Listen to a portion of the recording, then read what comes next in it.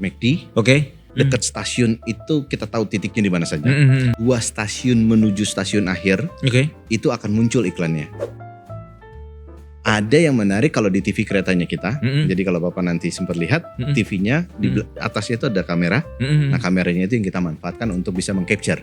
Oh. Jadi meng-counting iya. Nah, saat ini challenge-nya adalah bagaimana caranya melihat penumpang-penumpang itu begitu melihat layar kita, Iya. ekspresinya apa?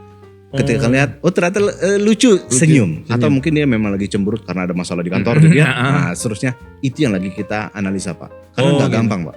Tapi kalau misalnya ngomong di kereta dan semuanya tahu bahwa itu impresinya aktif atau cuma ngelirik aja, Ya. itu kedetek nggak? Itu kita lihat, ya.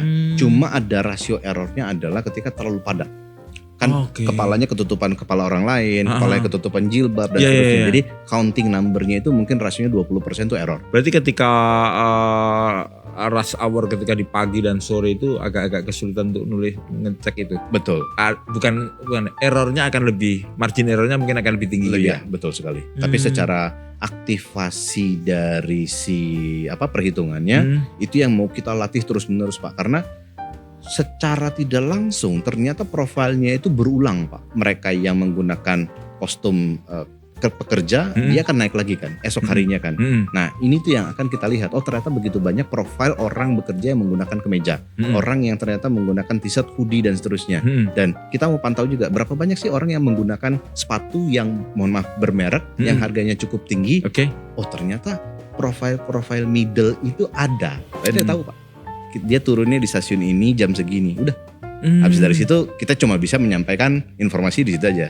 Sisanya dia kemana saya nggak tahu. Kita nggak tahu. Oh, oke. Itu salah satu fungsinya.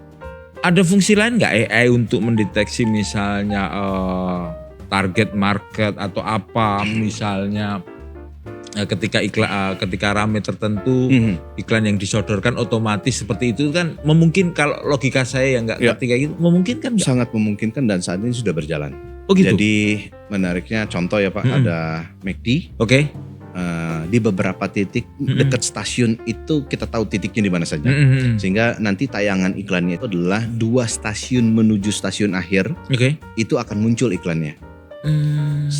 Stasiun 2, stasiun 1. Nah, stasiun 1 inilah yang jaraknya mungkin radius 2-3 km ada McD-nya. Nah, ini makanya dia akan muncul sendiri. Saksikan Cuan Iki hanya di channel YouTube Investor Daily TV.